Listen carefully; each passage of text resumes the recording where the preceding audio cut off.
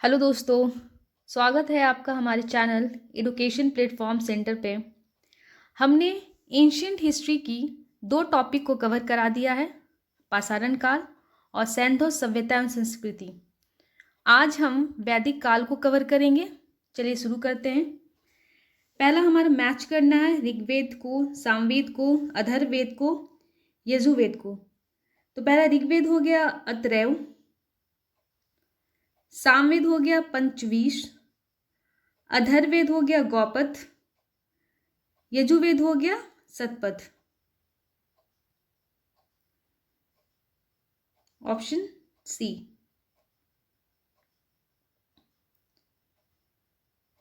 दूसरा है सबसे पुराना वेद कौन सा है? यजुर्वेद, ऋग्वेद, सामवेद, अथर्ववेद। जैसा कि हम जानते हैं कि हमारा सबसे पुराना जो वेद है वो ऋग्वेद है।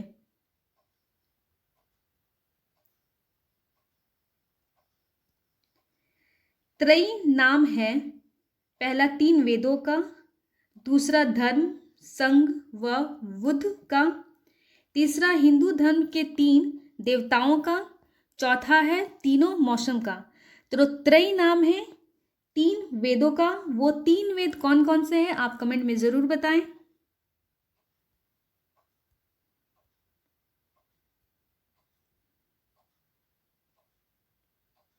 ये भी हमारा मैच करना है।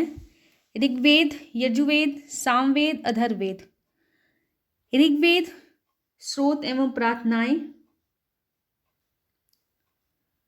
यजुर्वेद स्रोत एवं कर्मकांड, सामवेद संगीत में स्रोत, अथर्ववेद तंत्र मंत्र एवं वशीकरण।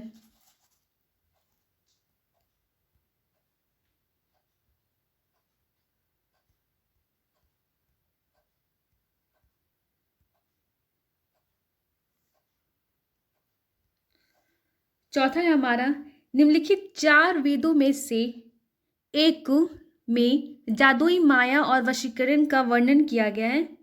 ऋग्वेद में, यजुर्वेद में, अथर्ववेद में, सामवेद में। तो हमें पता है वो अथर्ववेद में था। ऋग्वेद में कितनी ऋचाएं थी? 128, 117, 128, 120।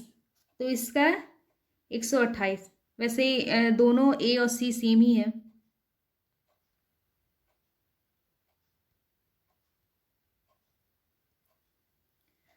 उपनिषद पुस्तकें हैं धर्म पर, योग पर, विधि पर, दर्शन पर।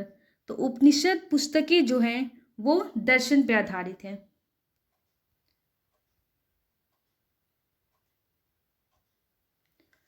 निम्नलिखित में से किस एक वैदिक साहित्य में मोक्ष की चर्चा मिलती है?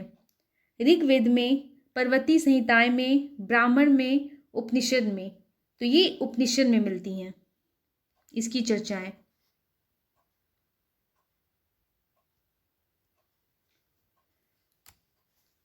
अध्यात्म ज्ञान के विषय में नचिकेता और यम का संवाद किस उपनिषद में प्राप्त होता है?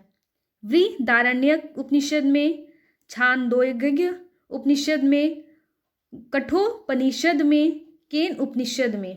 तो ये कठोपनिषद में है।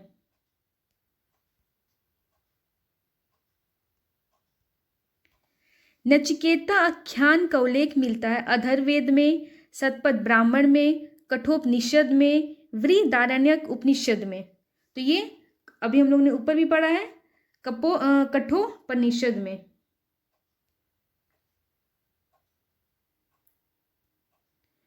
वैदिक नदी अश्किनी की पहचान निम्नलिखित नदियों में से किस एक के साथ की जाती है? ब्यास में, रावी में, चेनाब में, झेलम में। तो ये चेनाब से की जाती है।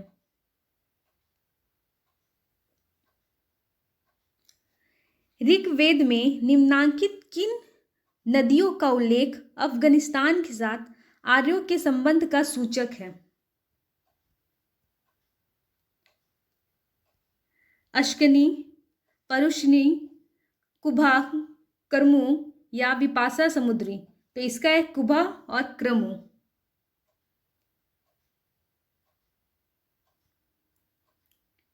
ये भी मैच करना है।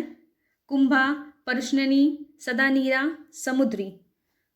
तो कुंभा जो है वो काबुल से है, सॉरी, कुबा जो है वो काबुल से है। परशुननी जो है वो रावी। सदानीरा जो है वो गंडक। और सतुद्री जो है वो सतलज। तो इसका आंसर है बी।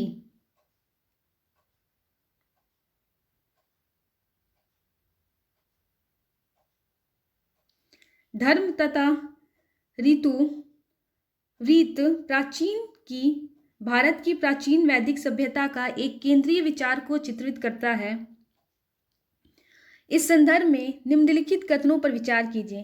पहला है, धर्म व्यक्ति के दायित्व एवं स्वयं तथा दूसरों के प्रति व्यक्तिगत कर्तव्यों की संकल्पना था। दूसरा, ऋषि मूलभूत नैतिक विधान था जो सृष्टि और उसमें अंतर्निहित सारे तत्वों के क्रियाकलापों को संचालित करता था। सारे तत्वों के क्रियाकलापों को संचालित करता था। तो इसमें से कौन सा सही है और कौन सा गलत है? तो हम देते हैं कि ये दोनों ही सही है। तो इसका आंसर है सी, पहला और दूसरा दोनों।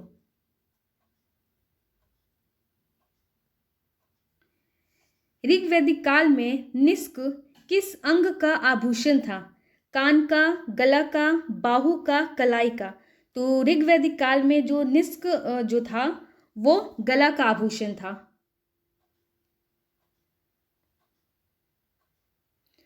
प्राचीन भारत में निशाका से जाने जाते थे स्वर्ण आभूषण, दूसरा गाय, तीसरा तांबे के सिक्के, चौथा चांदी के सिक्के।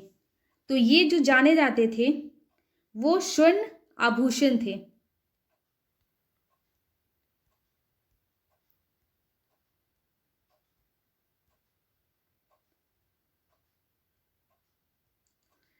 ईरान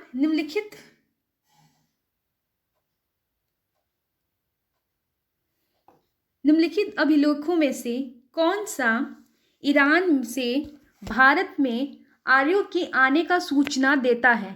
मानसहेरा सेहरा, शाहबाजगढ़ी, तीसरा बोझ का कोई, चौथा जूनागढ़। तो इसका बोग जो कोई है।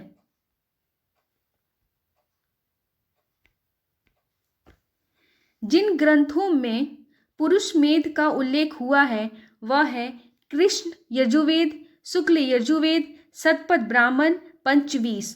तो ये है शतपथ ब्राह्मण।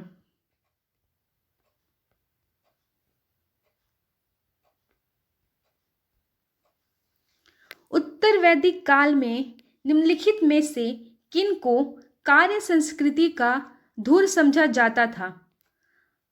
अंग और मगध का, दूसरा कौशल विदेह का, तीसरा गुरु पंचाल का, चौथा मत्स्य सुरसेन का। तो ये अंग और मगध था।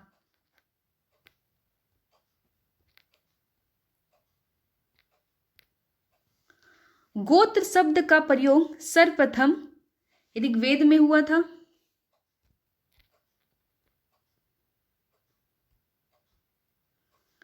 पूर्व वैदिक आर्यों का धर्म प्रमुखता था भक्ति का, दूसरा मूर्ति पूजा और यज्ञ का, प्रकृति पूजा और यज्ञ का, चौथा प्रकृति पूजा और भक्ति का। तो ये प्रकृति पूजा और यज्ञ था।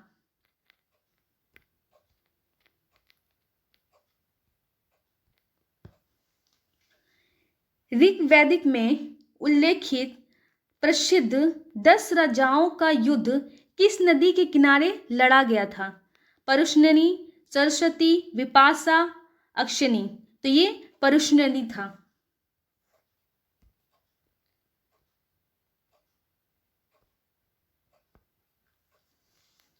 निम्न में से किस नदी को ऋग्वेद में माते तमा, देवी तमा एवं नदी तमा संबोधित किया गया है? सिंधु, सरस्वती, विस्तता, वितस्ता या यमुना? तो ये सरस्वती को किया गया है।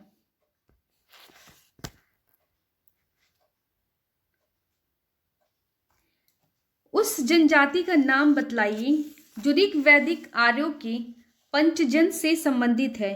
यदु, पुरु,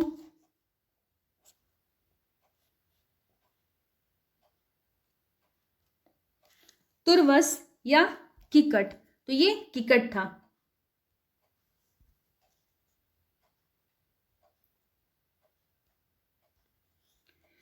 ऋग्वेद में निम्नलिखित यव शब्द किस कृषि उत्पाद हेतु प्रयुक्त किया गया है? जौ, चना, चावल, गेहूं? तो ये जौ किया गया है।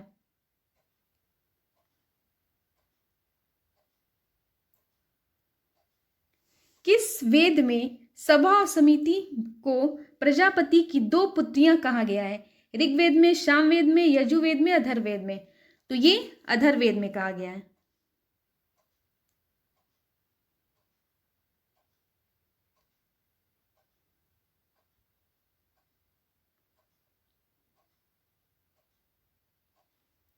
निम्नलिखित में से सर्वाधिक संख्या में मंत्र संबंधित है अग्नि से, वरुण से, विष्णु से, यम से? तो ये अग्नि से संबंधित है।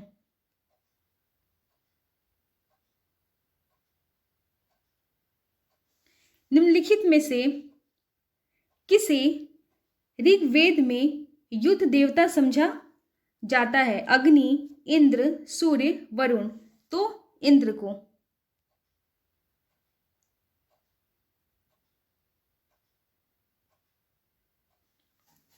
निम्नलिखित में से पूर्व वैदिक आर्यों का सर्वाधिक लोकप्रिय देवता कौन थे? वरुण, विष्णु, रुद्र, इंद्र?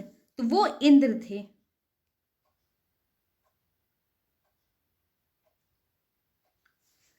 गायत्री मंत्र की रचना किसने की थी?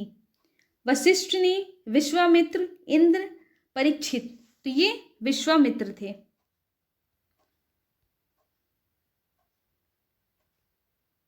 आप देख सकते हैं ये सारे क्वेश्चंस बहुत बार हर एग्जाम में पूछे गए हैं।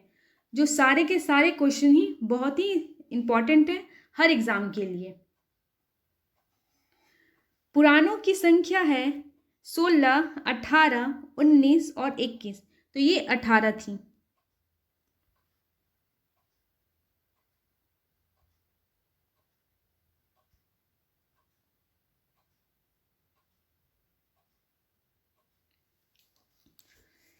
श्रीमद् भगवद गीता मौलिक रूप से किस भाषा में लिखी गई थी? संस्कृत में, उर्दू में, पाली में, हिंदी में? तो ये संस्कृत में लिखी गई थी।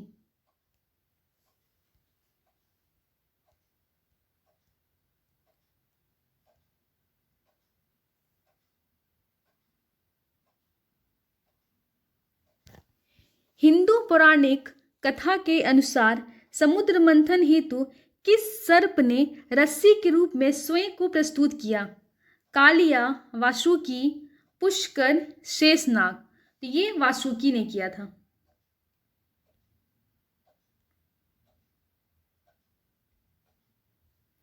सत्यमेव जयते शब्द किस उपनिषद से लिए गए हैं? मंडूकोपनिषद, कठोपनिषद, छांदोपनिषद या इनमें से कोई नहीं? तो ये इनमें से कोई नहीं है। वो क्या है वो आप कमेंट बॉक्स में बताइए।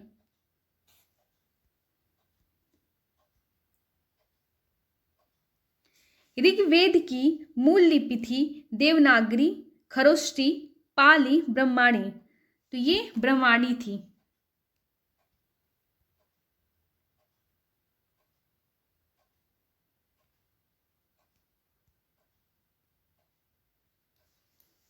अवेस्ता और ऋग्वेद में समानता है। अवेस्ता किस क्षेत्र से संबंधित है?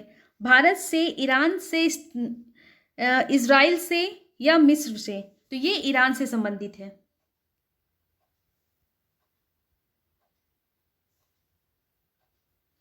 वैदिक काल में किस जानवर को अग्न्या माना गया है?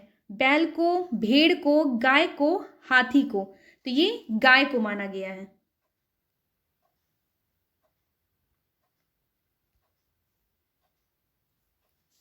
जीविकोपार्जन हेतु वेद वेदांग पढ़ाने वाला अध्यापक कहलाता था आचार्य, अध्वर्यु, उपाध्याय या पुरोहित। तो ये उपाध्याय है।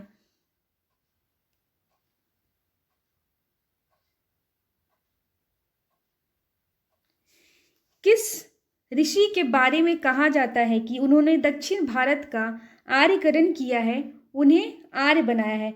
विश्वामित्र, अगस्त्य, वशिष्ठ, सांबर। तो ये अगस्त्य है। ओके, आज का हमारे सेशन यहीं पे ख़त्म होता है। अगर आपको पसंद आया हो तो आप ज़रूर लाइक करें, शेयर करें, सब्सक्राइब करें। हम फिर मिलेंगे अगले वीडियो में अगले नए टॉपिक के साथ। Thank you.